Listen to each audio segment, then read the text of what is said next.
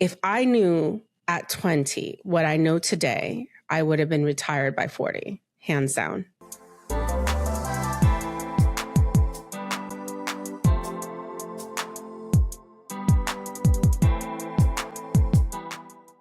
Hello, business owners. Welcome back to the podcast. I have asked Catherine Navarro, who is the most incredible life coach, to join me here today to talk about her journey of preparing for retirement as a single woman, as a business owner, and just to have a convo, because the thing about Catherine and I have met a couple times in person, and the best thing to do with Catherine is to go to breakfast for 4 hours and just talk, because this woman is fascinating. And like, you know, when you meet people and you're like, just draw like a moth to a flame. That's me with Catherine. Catherine is the flame and I am the moth. So I'm so happy that you said yes to coming and chatting with us today. Introduce yourself to the people. Who are you? Where are you? What do you do? And tell us a little bit about your story. So I'm Catherine Navarro. Thank you so much for the introduction. Moth to a flame. I love that. I feel very honored to have that sensation in the room. I live in New York City, born and raised. I am half Nicaraguan, half Salvadorian, so first generation American. I'm a life coach, and I say life coach because it encompasses all the things and pieces and parts. Ultimately, I help women get what they want from the boardroom to the bedroom. And mostly I help women with communication. I want to say that we often, as women, give away our power because we've been conditioned to see the world in a specific way. And I've been able to do that in many areas of my life before meeting you. And I definitely help the women that I work with in all those areas. And I've actually seen a change in my work after meeting you. One of the things that I often ask them now is, are you set for retirement? Are you contributing? It is a living, breathing part of it's almost like right in front of my eye all the time. I'm constantly thinking about it. You've changed the way that I see retirement. Like I see it as something that's possible. Before I used to look at it like somebody would need to have a pension or have a trust fund or have money handed down to them, or like in some way, shape or form being ahead of the curve somehow, whether with knowledge or money. And now I see it like, oh, you can completely catch up. That's fascinating, because when the things that you described, pension, trust fund, handed down money, it's very much like, oh, I saw it as something that had to be given to me from an external source versus me taking it. Yes, or building it. Mm-hmm. It felt like something that was for the people who knew. And you didn't know? I didn't really know. The first investment I ever made I was about 20 years old. So my mom passed very young. I was 15. And I thought to myself, oh, I had a younger brother. I had two older siblings who I wasn't in contact with at that time. I had a younger brother, and I wanted to make sure that if something happened to me, he would at the very least have something to bury me with. It was the first time I ever contributed to a mutual fund. I bought 2 mutual funds and a life insurance policy. And I thought to myself, oh, this is how you do it. And I contributed to it little by little. But the stock market felt completely, I don't know, like a foreign language. When I first started to contribute to my first corporate, let's say 401k, I think I've had many jobs. So I could have been maybe a forensic case manager. I think there was a time when I worked for a nonprofit at the UN, or maybe it was in pharmaceutical sales. Somewhere along the line, my 401k started to add up. And I know that you just check boxes, right? Are you moderate, conservative? What kind of a mix do you want? And I remember asking people, nobody really knew. Even like the VP of sales, he's like, oh, I just picked to the box that I thought. I'm like, but how do you pick the box?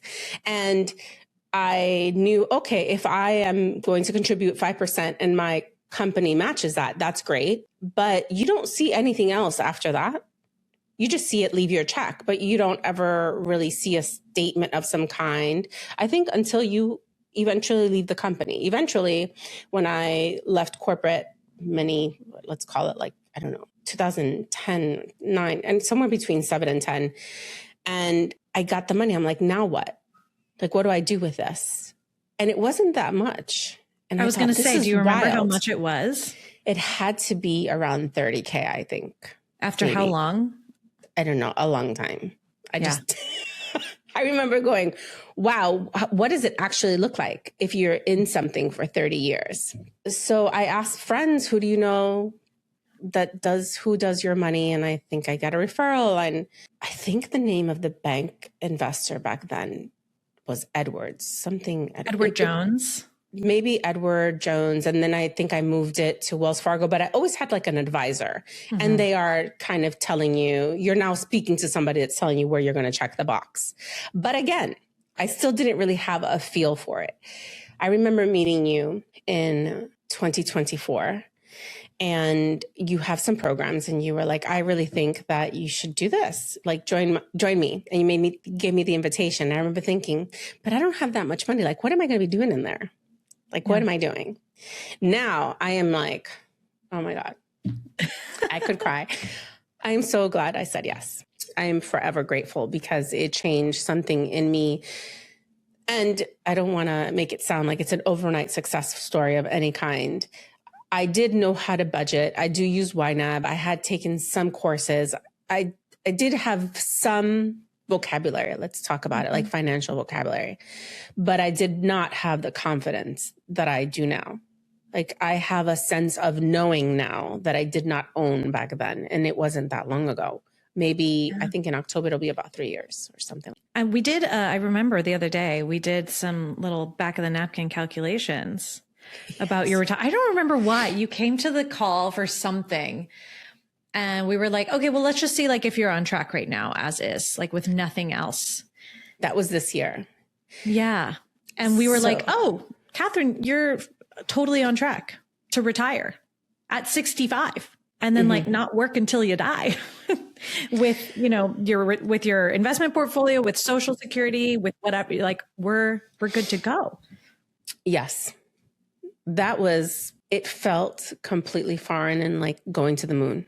And I've been able to grow my portfolio and make my own investments. And when I make like go in there and click, buy, and there it is. I didn't know how to do that before because I paid someone to do that. With the advisors. With the advisors, yes. Yeah. The advisor would just say, do you want to move here? Do you want to do this? And you would just, if that's what you think. It was that sort of feeling, if that's what you think. It's funny that you mention, your VP of sales. When I was in corporate, I was the people would ask, Gina, how do the taxes on the ESPP things work again? And how does this work? And how does that work? And I started hosting a little, with my friends, a little wine and YNAB night where we would come at someone's house after work and have like wine and cheeses and like do our little budgets and talk about investing in the stock market. And it was all women. And we were like, we're not going to let the boys get ahead. We're going to fucking invest too. And then people would just come up to me and ask, and like, but to your point, if you don't have someone to ask, it's just, okay, check a box. Good luck. And you don't even really know what you're checking or what it all means. No. Did the advisors help? Did the advisors help build your knowledge, like bridge the gap? No. And for a lot of things, my personality is, let me throw money at it. Like I am a person likes to throw money at things and like, let's just fix it. Mm-hmm. But I am also extremely curious. So I'm sure I've asked many questions and didn't actually get definitions that were helpful. It didn't help. It's not like I worked with one advisor and finished with that one and walked away feeling like, oh, I really get this, and this. And I have a girlfriend who in 2018 had said to me, your portfolio is not that big. You should be able to just do it on your own. Mm-hmm. And that was the first time I started to consider pulling it from an advisor. At that point, I guess I was at Wells Fargo.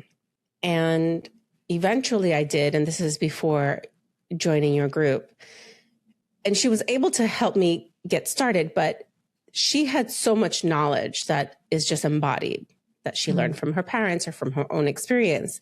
Mm-hmm. That doesn't necessarily translate like curriculum would translate. Say more about that. What do you mean? So when I say I'm curious, like when I joined, I watched, like I just did all the videos on a weekend to just learn. I just want to know by Monday. I'm the same way. When I join a program, I binge the whole thing right away. I'm like, I just want to have an idea. And I binged it by Monday. And then Monday came and I said, okay, there are some things that I have to actually do. And I came from profit first, which meant, oh my God, I had so many accounts to close and things to migrate and join because you teach it differently. And I wanted to go all in to see what it looked like, what it was like at the end. So curriculum is, I'm sitting there, I'm learning the foundations one step at a time versus when there's no curriculum and you have somebody that you're asking that's helping, it's extremely helpful. You could say, hey, what do you think about this, that, the other? But the person has to be available. You have to be asking the right question. And when I say asking the right question, if you ask it wrong, they're going to give you the wrong answer. Like you have to know exactly what you're looking for in order for it to be helpful. Versus curriculum is sort of standard. I walked away from that saying, oh, okay, so these are the foundational pieces. This is what I'm working with. And let me go one step at a time and let's see what happens. And I started potentially October, November, I think of 2024. It could have been 2023. I'm not 100%. But by that following March, I had handled all the movement of accounts. Yeah. And then by the following year, I had hit my next, I think you have milestones in the curriculum. But by that point, I had already hit my buffers. And then after that, I was dealing with something completely different, which is, my own nervous system around my money. Yeah. So let's talk about that a little bit, because the way you're describing it makes it seem so like, oh, Catherine just joined this program and then she did the steps and then she hit the goals and then that was it. And the way I remember it is a little bit different, Catherine. No, it wasn't. It was not smooth. It was not smooth. So will you share with the audience who's like maybe where you were, like, okay, maybe I've had a corporate 401k with a couple, 30,000, whatever it is. And maybe I've had advisors in the past, but like, what have been some of the big, like, I'm going to use a dramatic word, like earth shattering things that you have had to confront in this process of going from someone who just outsources this to somebody else to someone who's like, I am the one building this thing and I am on track? So for starters, the biggest thing is that I don't want to outsource it. So even if I come to a coaching call and I'm asking a question, I'm asking it, but there are different filters now that I have inside of me that I didn't have before. So I'm a lot more confident, but I'm confident because I understand certain things now. Now I understand, and I don't know if this is what you're asking, but I know if an ETF or a mutual fund is expensive, how much it costs to be inside of it. What kind of company is it? Is it a large company, small company, different blends? I didn't know those things prior. How to see what is inside of a portfolio that somebody is either managing or it's being managed like an ETF or dividend, like by a computer. And the earth shattering piece was like, oh, so this is how they pick. When I thought of a financial advisor, I'm thinking of, I don't know, the movies or people talking about like a stockbroker, somebody that has just has a plethora of knowledge and is going to know if something's going to hit and why. And so the earth shattering information for me, I mean, this is so rude to say, and it's just my opinion. Don't come for me. But when you think of the who's who, or when I think of the who's who, when I think of politicians or people that are accused of insider trading, I'm like, it's somewhat insider. And at the same time, they're all sitting at the same tables. Mm-hmm. So I've been concerned about how do I get to that table, not seeing that there's like a kiddie table that I could play in. And in this kiddie table, I get good enough returns. Mm-hmm. Like, it's fine. Does that make sense? What I'm saying? Do you mean in the past you thought you had to get to that big fancy table in order to succeed? And now you're like, oh, I actually don't even need to get there at all. That's right. It would be nice and you can hit the jackpot with a stock or you could pick right and it like astronomically explodes. That's great. And if you don't have that, like the slow and steady is enough. I'll add to that and say that big fancy table you're thinking of is all kind of bullshit. They actually don't know more than you. And statistically speaking, people who pick stocks don't outperform index funds. So it's like also, it's all kind of a ruse. It's all a little bit of like, oh, the who's who. It's like, they don't know anything. They don't know which stock is going to go to the moon any more than you do.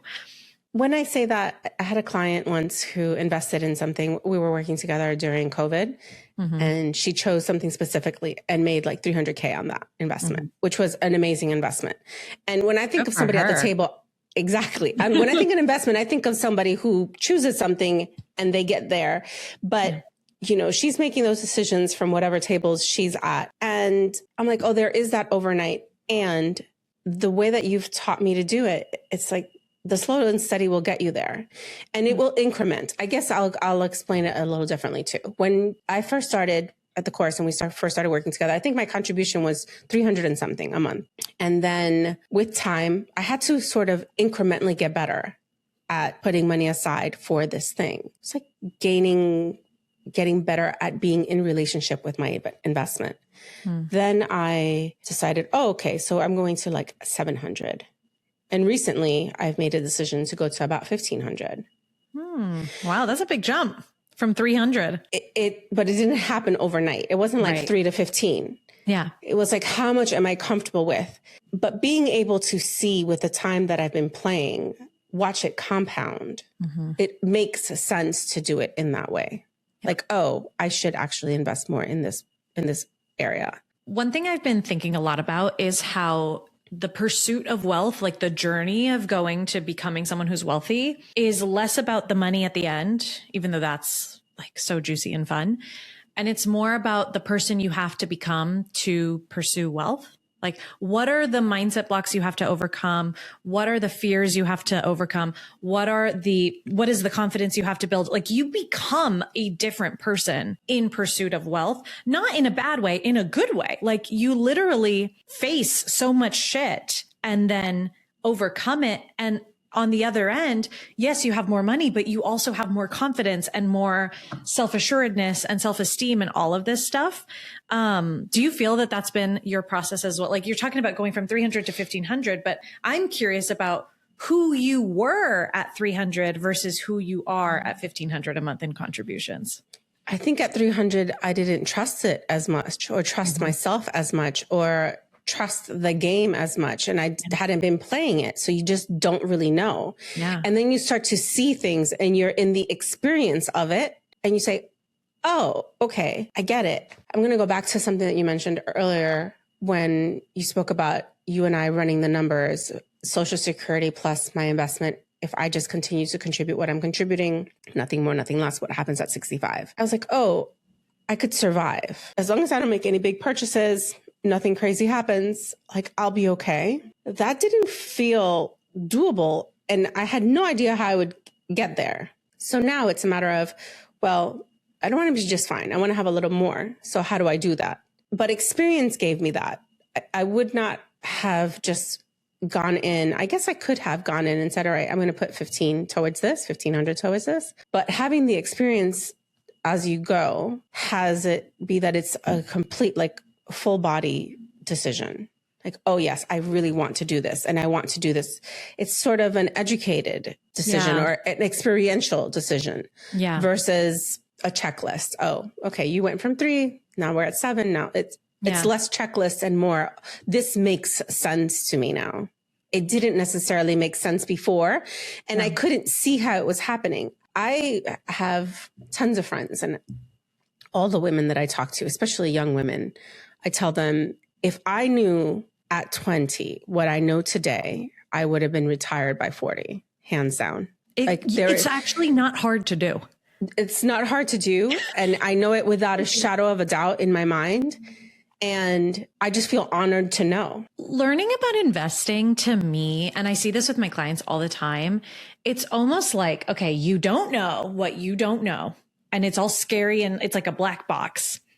And then you learn, and then you're like, you can't unsee how easy it is. You're like, God, this is so fucking easy, actually.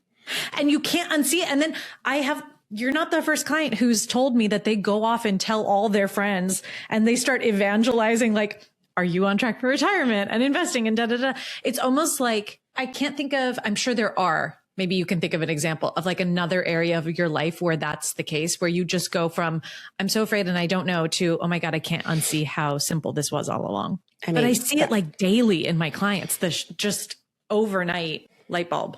The best analogy that I have for me, the similar experience I have in my life that I could never unsee, was how our perception can be the biggest contributor to our own pain, how we see something. And when I was able to learn that your mind lies and your mind is giving you the movie based on whatever was projected onto you, from little on, I've put so much attention on that. Like, I'm just going to use, let's say, Byron Katie, who Loving What Is.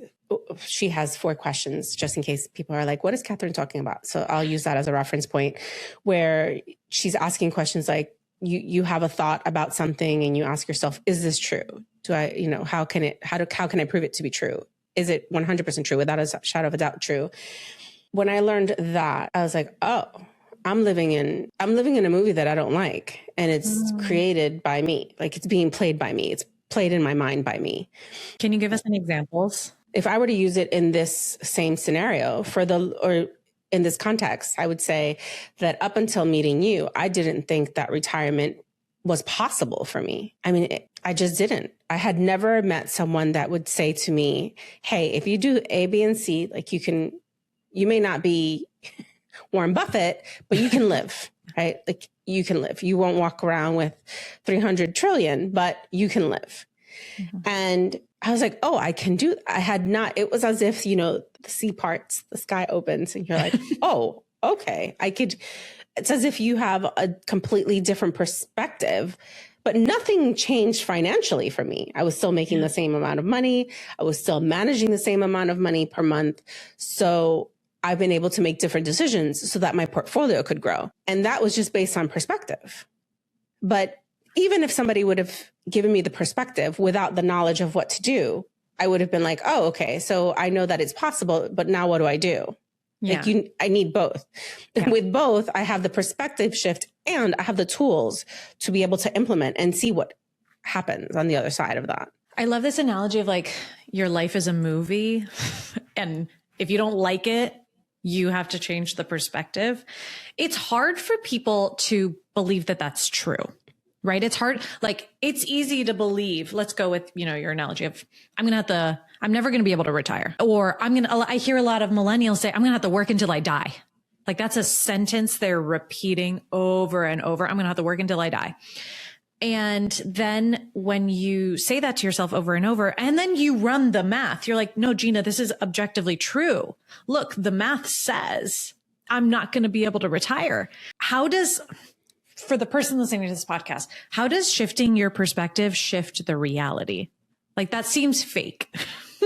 Because you were like, I'm not going to be able to retire. And you just said, I have the same budget. I have the same money, but how does the perspective shift the actual reality? So for me, the perspective shift was learning how, first, it even coming into the realm of my existence, that it was possible, because then it became a theory, hypothesis, something I can test. Like, let's litmus test this. Can it work? And then I start investing. By investing, I mean, I start to put more towards my portfolio, and then I start choosing where I'm going to put it. I took, by that point, I was managing my own portfolio, and month by month in the beginning, or even now, I go in there once a month to look, because I want to be very connected to what's happening. Mm-hmm. Even though I'm not really making any major changes or doing anything insane. But I think it's important for me to see it, because when I see it grow, even when I see it dip, it's very sobering. It's sort of, oh, I'm watching how this works. And the perspective shifted because I started to see, oh, yes, it dips, but it's mostly growing. And when you go into your account, you see like the accumulation of time, like how much you gained or how much you lost in a specific something. And when I started to see overall, I'm like, oh, overall, I'm good. And it's not massive, but it's enough. Like, oh, it's actually growing. Like, I have tons of friends who have their money in a high yield. And I'm like, yeah, it's great. And like, you could be compounding. If you need the money, okay, great. That's a great place to park it. But if not, it could be working so much more for you. And that's also a perspective shift, right? Because if I didn't know what the market is doing or not doing, if I didn't have the experience of my own portfolio, I wouldn't have an opinion on what the high yield is or isn't giving. Like somebody who has $50,000, you're making 500. That sounds great. Why not? You're not really doing anything else with it. And I'm like, well, that 50K could be doing something. No, you could be. Now I know I could be. It's not guaranteed, but just like you can't win the lotto if you don't buy a ticket, you can't really grow your portfolio if you're not playing with your money in some way. Like you have to be in it. I'm curious, since you said, you've had kind of pretty much the same budget in terms of like the same money to be playing with every month. Do you miss, like just thinking about the $1,500 that you're investing every month, do you miss what you used to spend that money on? Of course. Like who wouldn't miss it? I was probably just throwing money at something else, right? I do miss it, but not enough to not do what I'm doing. So for example, in 2021, I lost my car.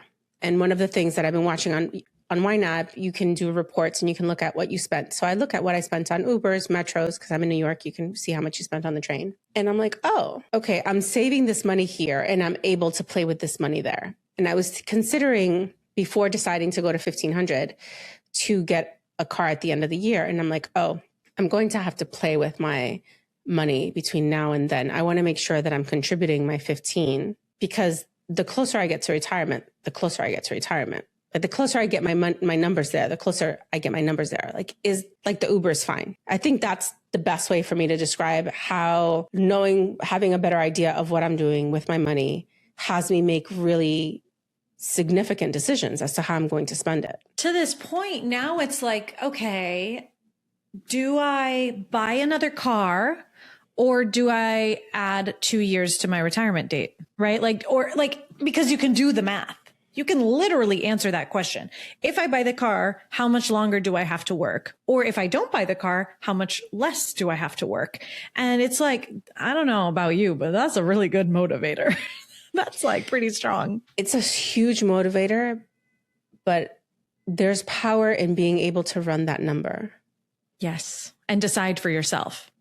Yes. Like the last time I looked at a car in New York City is going to run about 12K, let's say a year, between potentially car payment, insurance, parking, gas, maintenance, let's call it. And if I'm spending about 3 or 4K in Ubers where we're talking about I can contribute, right, another 8 into my portfolio, it's a no-brainer for me. I'm like, oh, okay. So I don't have the convenience of just picking up and going whenever I wanted. And yes, it would be nice to have this thing, but it's going to be really nice to retire younger. Like that is going to feel probably a lot better than any car driving where I'm driving myself somewhere. But you'd have to be able to see it and run the numbers enough. And being in your community and seeing people who are already withdrawing against their portfolios and being able to live their life, that was also a perspective shift. I had never seen that before because nobody I knew fell in that department. For the most part, the generation that migrated here to the States, that's my family, let's say, nobody has that in that way. So I heard of it because people talk about it, but it felt like the boogeyman, like something you just don't see, or something that happens with the Wizard of Oz. Something's happening behind the curtain. And now I'm like, oh, there's really no curtain. It's in the front. Yeah. You can't unsee it once you see it. There's a woman in our community who retired last year, I think, fully, or maybe 2 years ago now.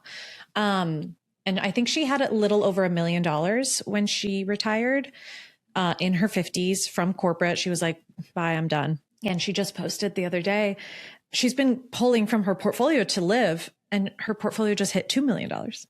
So not only is she living off the portfolio is still growing. And that idea, if you've never seen anyone in your family or anyone in your friend group or anyone in your community ever do anything remotely close to that, that does feel like a fairy tale. Like that's not real life.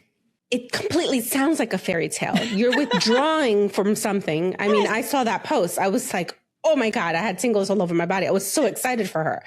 And to know that that's possible. I'm like, what?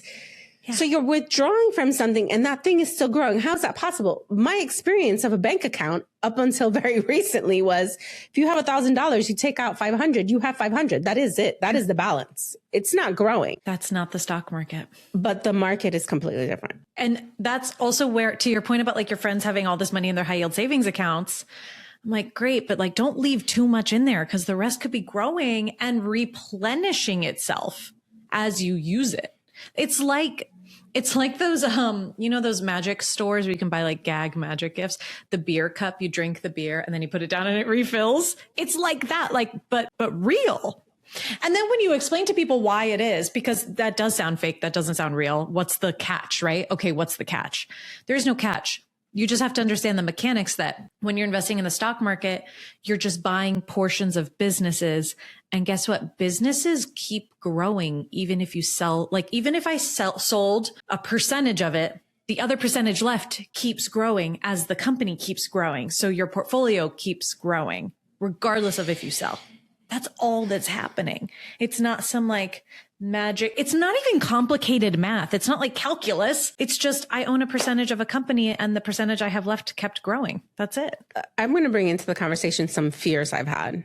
Okay. For anybody who maybe has fears. So my bigger fears have been, well, I'm in America and the value of the dollar is constantly like in flux. WTF? I remember, I feel like we coached on this for like 6 whole months, maybe.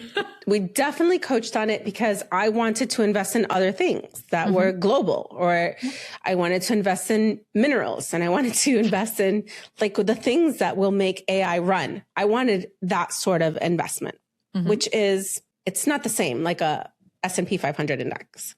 It's a different choice. So there has been some mindset work that I've had to work on while I do this investing thing, because you want to, I guess I wanted to say have to, but you want to be able to set it and forget it to a certain extent. Granted, I'm sort of watching it and playing it with it, but it is by choice. I do want to get to a place where I don't do that anymore, but I do it to ease my own fear. And the fear was, well, what happens if I wake up tomorrow and the dollar is like $1, 100 pennies is at zero? Then what? And so I invested in some European stocks. I picked a percentage, which was interesting in itself to even look at, well, how would I do this? And this is not something that I would have even thought of in the past. First of all, I wouldn't have the fear because before the fear, I need to even think that retiring is possible. And I also have some friends who their parents were ready to retire at a specific time. And the way they invested their stocks wasn't the best. And then they had to sell before they were ready and all kinds of, you hear stories. But even that, it felt like I was hearing stories about people that were at these tables that I wasn't invited to these tables. But I have been able to get to a place of, okay, so this is where the dollar is right now. And I don't know. Like, it's a fear. It could happen tomorrow. Like, it could happen in 4 years. Like, it could happen in 20 years. Like, it could not happen in my lifetime. It could happen, but like after I'm dead. And do I want to worry about that and hedge against something that I don't know if it's going to happen in this life? Or do I want to completely play the game as if it's going to completely run in the same way that it has for the past 100 years and live at peace? I'm like, okay, I'm going to choose that. But it took some time to get there. A lot of people have this fear of like, well, the government and the US dollar and the economy. And it's not an unvalid fear. I think to your point, I also invest in international stocks. The way I manage that, I don't really have that fear, but the way I manage that possibility is by hedging my bets. Okay, I'll put some money in companies all over the world.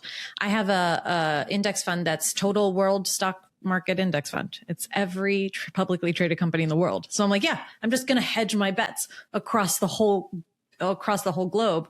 But then the other thing too is making sure that you have actually articulated the real problem or the real possibility of the problem, right? It's not that the US dollar, or that the government could go down. They could. It very well could. We have no idea what will happen. And we've seen it happen to other countries, right? But what we have to ask ourselves is, especially with the stock market is linked to the US economy. It is the US economy and it is linked to the dollar, but it is not the same thing. The stock market is simply a a measure of the performance of companies in any given geolocation. So let's say the US stock market is a measure of how American companies are performing. So let's say something happened to our government.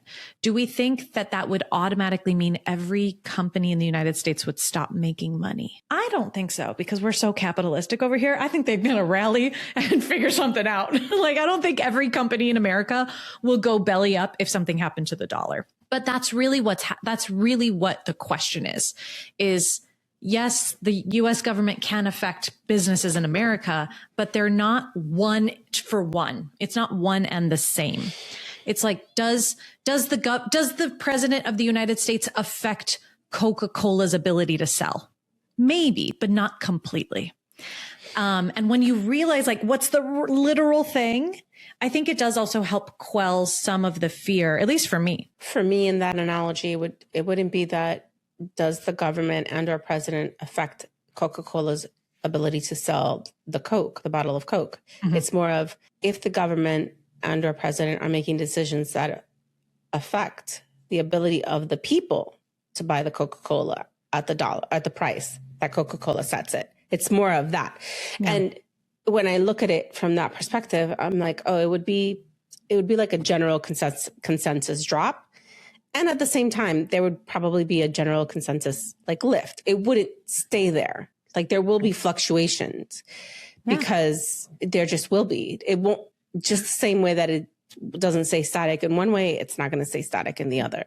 Yeah. Just like the dot-com boom of 2000 and 2001 caused a dip in the market because it changed a lot of people's employment status, just like the 2008 recession changed the general public's ability to spend extra money because a lot of people were unemployed, right? It's like, there's always going to be the dips. And it is my belief, at least I kind of have to hold on to this belief that, and we will keep going.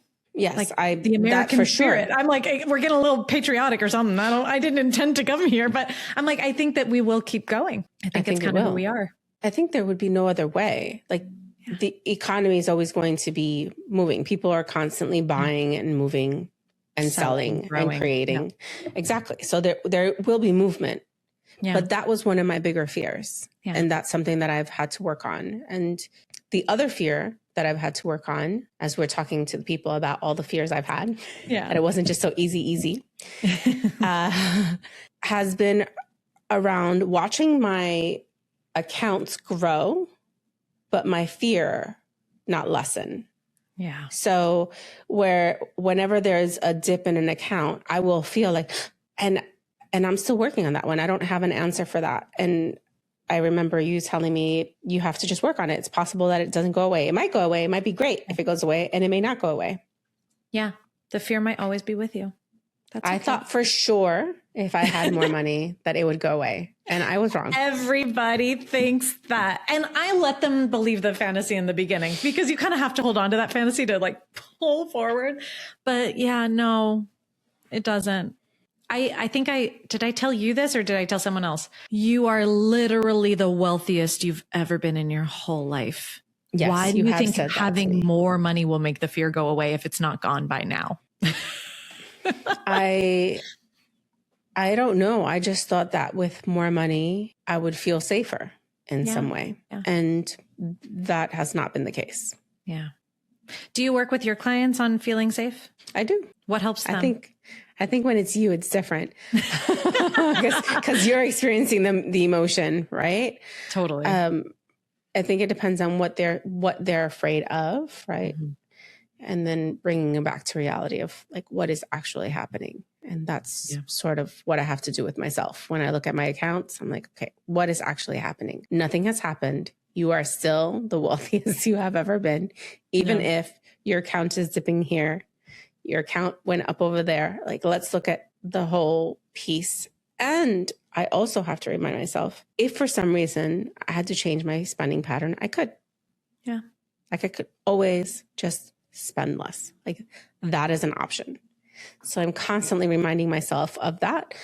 It has me feel like, oh, okay, if this isn't, or if something's occurring over here, I could always just pull the purse strings a little tighter. Yeah. And we're going to be okay. I think financial safety comes down to self-trust. And when I say self-trust, I mean your belief in your ability to handle shit as it comes.